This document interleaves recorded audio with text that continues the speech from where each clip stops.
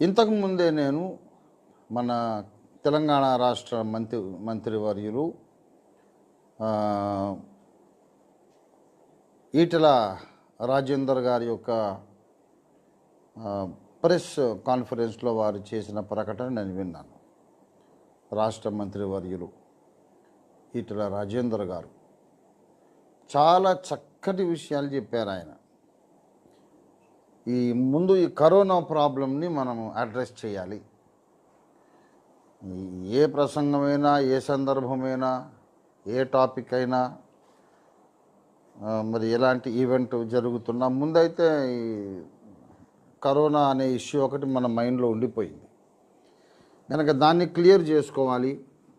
మీ నాయకుడినిగా నేను మీకు నా వైపు నుండి ఒక క్లారిటీ ఇవ్వాలి కనుక నేను ముందు ఆ ప్రాబ్లమ్ని అడ్రస్ చేస్తున్నాను. రాష్ట్ర మంత్రివర్యులు ఈటెల రాజేందర్ గారు చెప్పినటువంటి విషయాలు చాలా చక్కటి విషయాలు. నేను చెబుతున్నాను, తెలంగాణ రాష్ట్ర ప్రభుత్వము ఈ కరోనా సమస్యను చాలా సమర్థవంతంగా చక్కగా ఎదుర్కొంటున్నారు. ఈ విషయంలో నేను వారిని అభినందిస్తూ ఉన్నాను. మన గౌరవ తెలంగాణ రాష్ట్ర ముఖ్యమంత్రి గారు శ్రీ కల్వకుంట్ల చంద్రశేఖరరావు గారు, వారి టీం, వారి యొక్క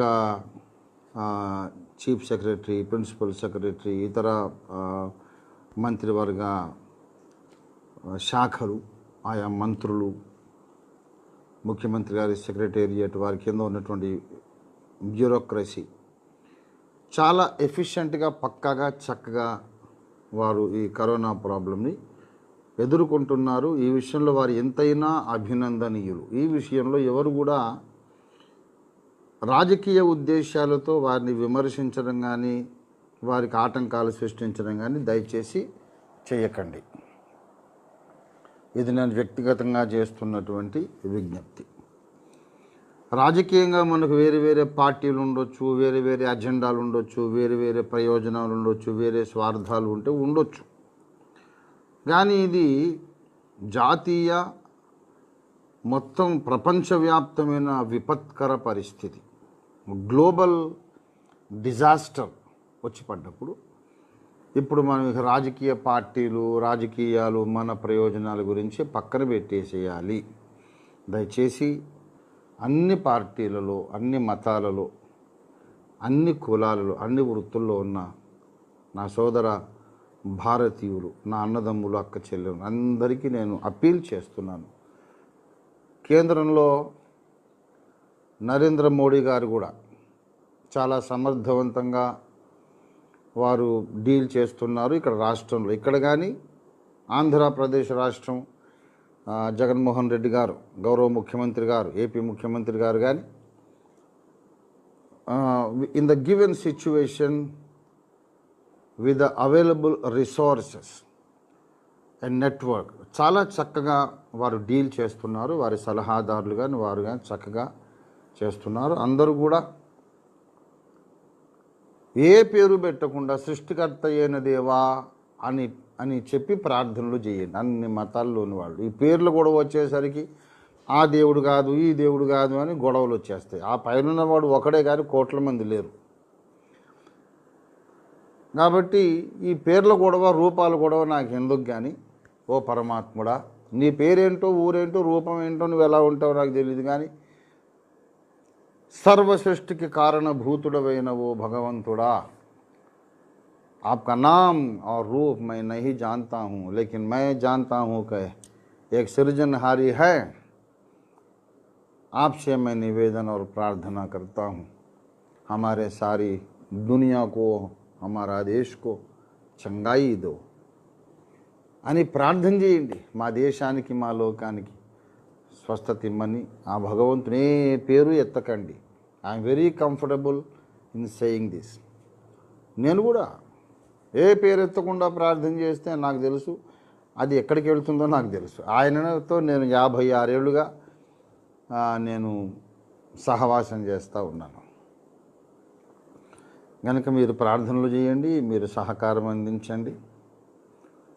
ఈ విషయంలో ఒక సంగతి ఏంటంటే, తెలంగాణ రాష్ట్రంలో, ఇండియాలో మనము భయపడవలసినంత ప్యానిక్ అయ్యే సిచ్యువేషన్ లేదు. చాలామంది ఇంటర్నెట్లో కొంతమంది బాధ్యతాయుతమైన పదవుల్లో ఉన్నవాళ్ళు కూడా బాగా ప్రజల్ని భయభ్రాంతులను చేసే విధంగా పోస్టింగ్స్ పెడుతున్నారు. లక్షల మంది చచ్చిపోతారు, కోట్ల మంది చచ్చిపోతారు, ఇప్పుడు ఎయిర్ బోర్న్ అయిపోయింది, ఇప్పుడు ఇంకా ఒక మనిషి ముందుకు వచ్చేది అవసరం లేదు, గాల్లోనే వ్యాపిస్తోంది, కాబట్టి Chandanagar red zone, Nizampet, Kokapet red zone, ఇలాగా రెడ్ జోన్స్ ఉన్నాయి అని చెప్పేసి అక్కడికి వెళ్ళొద్దు చేయొద్దని ప్రచారాలు చేస్తున్నారు. దయచేసి ఇవన్నీ తప్పుడు వార్తలు. మేము ఉన్నత స్థాయి అధికార వర్గాలతో చర్చలు జరిపిన తర్వాతనే ప్రకటిస్తున్నాము. మేము చెప్పేది వినండి, నమ్మండి. ఈ యూట్యూబ్లో, వాట్సాప్లో, ట్విట్టర్లో, ఫేస్బుక్లో వచ్చే పోస్టింగులు నమ్మకండి. ఆథెంటిక్ ఇన్ఫర్మేషన్ అది కాదు. మీరంత భయపడాల్సింది లేదు. ఇక్కడ తెలంగాణలో ఎఫెక్టెడ్ పీపుల్ ఉన్నారు, కానీ అందరూ సేఫ్ జోన్లో ఉన్నారు, ట్రీట్మెంట్ అవుతుంది, వాళ్ళు కోలుకుంటున్నారు. కరోనా వైరస్ కంటూ ప్రత్యేక వైద్యం మంది ఇంకా కనిపెట్టబడలేదు, కానీ ఉన్న అందుబాటులో ఉన్న వైద్యమే చేస్తున్నాము. వాళ్ళని సెక్లూడెడ్గా పెడుతున్నాం, వాళ్ళు కోలుకుంటున్నారు, అందరూ కోలుకుంటున్నారు. కనుక మీరు భయపడాల్సింది లేదు. Chandanagar red zone, Nizampet red zone ఇవన్నీ లేవు. అసలు ఎలాంటి రెడ్ గ్రీన్ జోన్స్ లేవు. రాష్ట్రంలో పరిస్థితి మన కంట్రోల్లో ఉంది. ఇప్పుడు వస్తున్నటువంటి ఈ పాజిటివ్ కేసులు ఎన్ని రిపోర్ట్ అవుతున్నాయో వాటిని ఎదుర్కోవడానికి తగినంత వైద్య సిబ్బంది, తర్వాత సాధనాలు, ఎక్విప్మెంటు, అకామిడేషన్, ఆసుపత్రి పడకలు అన్నీ మనకు ఉన్నాయి. వెంటిలేటర్ పెడితే తప్ప ఊపిరి పీల్చినటువంటి దశకు వచ్చినటువంటి రోగులు బహు తక్కువ. ఇవన్నీ మంత్రివర్యులు ఈటెల రాజేందర్ గారు చెప్పారు.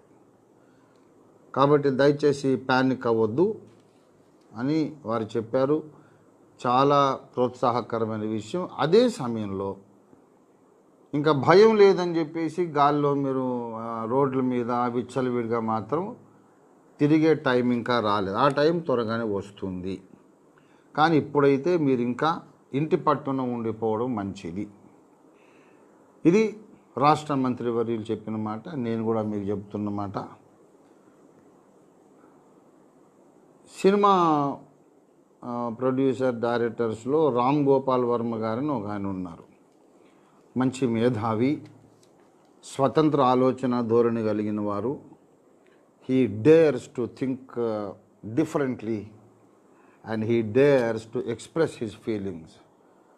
ఎంతగా ఆయన డేరింగ్ పర్సన్ అంటే ఎవరు ఏదనుకునేది ఆయనకు నిమిత్తం లేదు. అవును, నా ఫీలింగ్స్ నేను చెబుతున్నానండి, మీకు నచ్చితే మీరు యాక్సెప్ట్ చేయండి, లేకపోతే నన్ను వదిలేసేయండి. This is how I feel.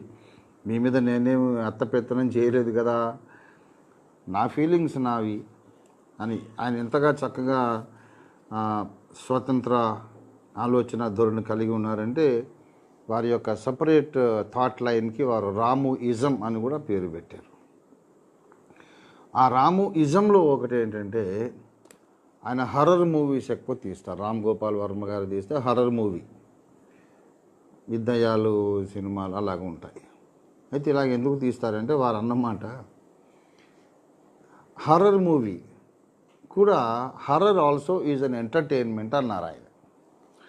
ఈ భయపడము, భయానకమైన సన్నివేశాలు ఇది కూడా ఒక వినోదమే అన్నారు. అదేంటండి ప్రజల్ని భయపెట్టడం, అది వినోదం ఎలాగవుతుంది అని అడిగారు ఆయన. He has a point in what ever he talks. నేను అనుకుంటున్నానండి ఇది నా అభిరుచి, హర్రర్ మూవీస్ కూడా ఒక వినోదమే నా ఉద్దేశం అని అంటే, అది భయపడడం వినోదం ఎలాగవుతుంది అని అడిగారు. ఆయన అన్నారు, వినోదం కాకపోతే ప్రజలు నా సినిమాలకి ఎందుకు వస్తున్నారు? నా సినిమాలు ఏది ఫ్లాప్ అవ్వలేదు, మినిమం గ్యారెంటీ ఉన్న సినిమాలు ఆర్జీవీ సినిమాలు అంటే. కనుక ప్రజలకు ఇది కూడా కావాలి, దాన్ని నేను ఇస్తున్నాను, నాకు మినిమం గ్యారంటీ ఉంది. కాబట్టి this is what I feel, I'm giving them entertainment in the form of horror. ఇదొక ఆలోచన విధానం. ఇలాగ ఆలోచించే వాళ్ళు కొంతమంది సొసైటీలో ఉన్నారు.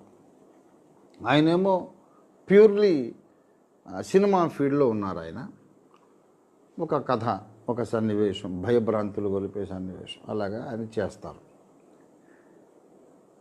కానీ కొంతమంది సోషల్ మీడియాలో ఉండి వాస్తవ జీవితంలో హర్రర్ క్రియేట్ చేస్తారు. ప్రాక్టికల్ లైఫ్లో, రియల్ లైఫ్లో హర్రర్ క్రియేట్ చేయటం. ఏదో జరిగిపోతుంది, లోకం మునిగిపోతుంది, అది ఇది అని చెప్పి ఇది రామోయిజం కూడా కాదు, ఇది ఇంకేదో ఇజము. ఆయనేమో వినోదం కొరకంటూ హర్రర్ మూవీస్ తీశారు, ఆడించుకున్నారు. ఆయన రెప్యుటేషన్ ఆయనకుంది, ఆయన సక్సెస్ ఆయనకుంది. కానీ వీళ్ళకి పాపం డబ్బులు రావు, ఏది రాదు. కానీ somehow they enjoy terrorising people. ఏదో చాలా పరిస్థితి చేయి దాటిపోయింది, విషమించింది, అయిపోయింది. ఏమొస్తుందో నాకు అర్థం కాదు. నిజంగానే ఒకవేళ ప్యానిక్ అయ్యే సిచ్యువేషన్ ఉన్నా కూడా అందరినీ భయపెట్టి మీరు ఏం సాధిస్తారు? దయచేసి అలా చేయకండి, అది మంచిది కాదు, అది వాస్తవం కాదు. కరోనా అనే ప్రాబ్లం ఉంది, it is well under control అని ముఖ్యమంత్రి కేసీఆర్ గారు చెబుతున్నారు, నరేంద్ర మోడీ గారు ప్రధానమంత్రి గారు చెబుతున్నారు, అలాగే ఆంధ్రప్రదేశ్ ప్రభుత్వం చెబుతోంది, తెలంగాణ మంత్రివర్యులు రాజేంద్ర గారు చెబుతున్నారు. కనుక దయచేసి ప్యానిక్ అవ్వకండి. మీరు అనుకున్నట్టు రెడ్ జోన్లు అయిపోయింది గాల్లో వ్యాపించేస్తోంది.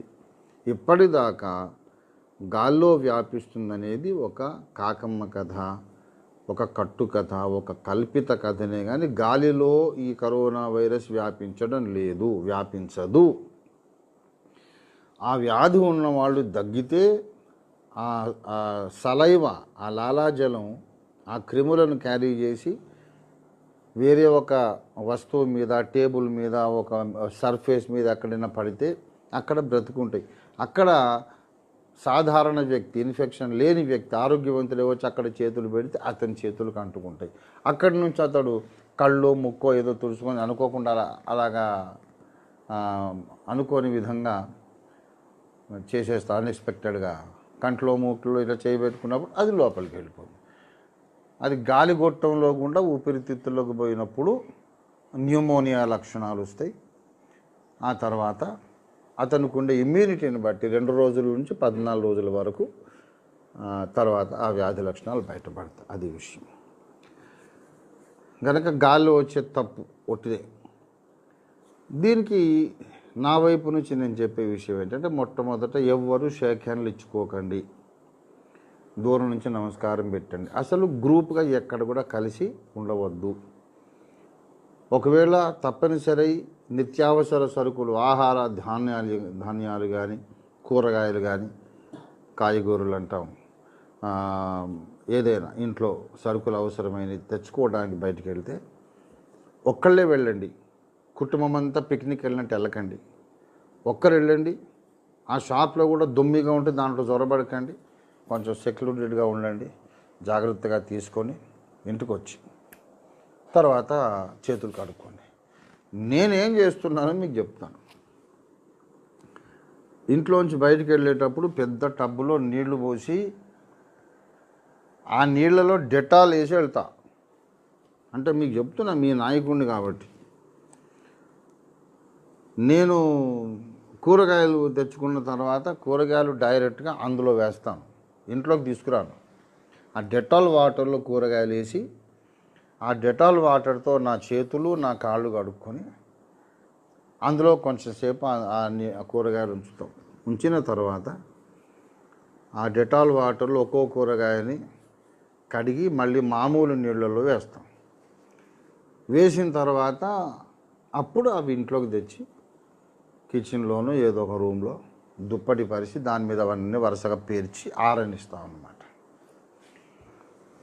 ఇంట్లో ప్రవేశించక ముందు డెటాల్ వాటర్తో కడుక్కుంటానని చెప్పాను. డైరెక్ట్గా ఇంట్లో అడుగు పెట్టగానే వాష్ బేసిన్ దగ్గరికి వెళ్తాను, అప్పుడే ఆన్ ద స్పాట్. అక్కడ డెటాల్ లిక్విడ్ సోప్ ఉంటుంది, దాంతో మళ్ళీ చేతులు కడుక్కుంటాను. కడుక్కున్న తర్వాత కూర్చునేటప్పుడు ఇదిగో శానిటైజర్ లిక్విడ్ ఉంది. ఇందులో ఇటువంటి చాలా డిఫరెంట్ బ్రాండ్ నేమ్స్ దొరుకుతాయి. ఇది ఒక 4-5 చుక్కలు వేసుకొని మొత్తము చేతులు ఈ పైన ఇంతవరకు అంతా శుభ్రం చేసుకొని అప్పుడు సోఫాలో కూర్చోవడం, ఏదైనా వస్తువు పట్టుకోవడం. ఇంత శుభ్రత అయినాక నేను మొహం కాళ్ళు చేతులు ముట్టుకున్నా ఏమవుతుంది. అలాగే నేను జాగ్రత్త పడుతున్నాను, మీరు కూడా జాగ్రత్త పడండి. మ్యాక్సిమం ప్రయత్నం చేస్తాం, ఆ తర్వాత దేవుని కృప మనల్ని కాపాడుతుంది. నేను ఇప్పుడు మీకు ఒక జీవితకాలం జ్ఞాపకం ఉండే, మీకు అవసరమయ్యే, నీకు ఉపయోగపడే, మీకు అందరికి ఉపయోగపడే ఒక విషయం చెప్తా. ఒక నానుడి, ఒక సామెత అనుకోండి. ఏంటంటే, పరిశుద్ధత విషయములో కానీ,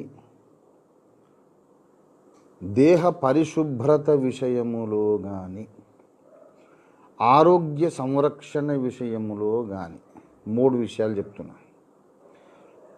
ఆధ్యాత్మికంగా పరిశుద్ధ జీవితం జీవించే విషయంలో కానీ, శరీరాన్ని శుభ్రంగా ఉంచుకునే విషయంలో కానీ, ఆరోగ్య సంరక్షణ విషయంలో కానీ మనము మానవ ప్రయత్నము సాయశక్తుల శక్తి లోపము లేకుండా జాగ్రత్తలు తీసుకోవాలి. ఆ తర్వాత మన శక్తికి మించిపోయినప్పుడు పరిశుద్ధత విషయంలో కానీ, ఆరోగ్య విషయంలో కానీ దేవుని కృప మనల్ని కాపాడుతుంది, దేవుని ముందు యోగ్యులుగా నిలబెడుతుంది. You try to be holy to the best of your ability, and when it is beyond your ability, God's grace is always available to you to make you stand still, holy and worthy and righteous before God. ఆరోగ్యం కాపాడుకునే విషయంలో కూడా మనం ఎంత ప్రయత్నించినా ఎక్కడి నుంచైనా ఏదైనా రావచ్చు కదా, నువ్వు వస్తుంది. నువ్వు మానవ ప్రయత్నం చేసి తర్వాత దేవుని కృపను ఆశ్రయించు. దేవుడు ఉన్నాడు కదా కాపాడుతాడని నీవు ట్రక్కుకి ఎదురెళ్ళొద్దు, లారీకి ఎదురెళ్ళొద్దు, రైలు బండి వస్తుంటే ఎదురెళ్ళొద్దు, పచ్చడైపోతావు. దేవుడు అప్పుడు కాపాడు. బుద్ధిహీనుడా, ఎందుకురా నీకు కళ్ళెటిపోయి పక్క వెళ్ళాలి కదా, నువ్వు తప్పించుకోవాలి కదా అంటాడు. అయితే మనము రైలు వస్తుంది అని పక్క గంతేసినప్పుడు పక్క నుంచి ఇంకో స్కూటర్ వచ్చింది అనుకోండి, అలాంటప్పుడు దేవుడు కాపాడుతాడు. ఈ ప్రమాదాన్ని తప్పించుకునే ప్రయత్నంలో ఇంకో చిన్న ప్రమాదం ఏదన్నా ఉంటే దేవుడు తప్పక కాపాడుతాడు. అది దృశ్యం, మీ మనసులో ఉండాల్సిన దృశ్యం. అందుచేత మీరు ప్రధానమంత్రి గారికి, తర్వాత మీ రాష్ట్ర ముఖ్యమంత్రికి మీరు సహకరించండి. ఈ సమయంలో నేను ఒక ప్రత్యేకమైనటువంటి విజ్ఞప్తి అప్పీల్ చేస్తున్నాను. దీన్ని ఇక్కడి నుంచి దీన్ని కట్ చేసి మా టెక్నికల్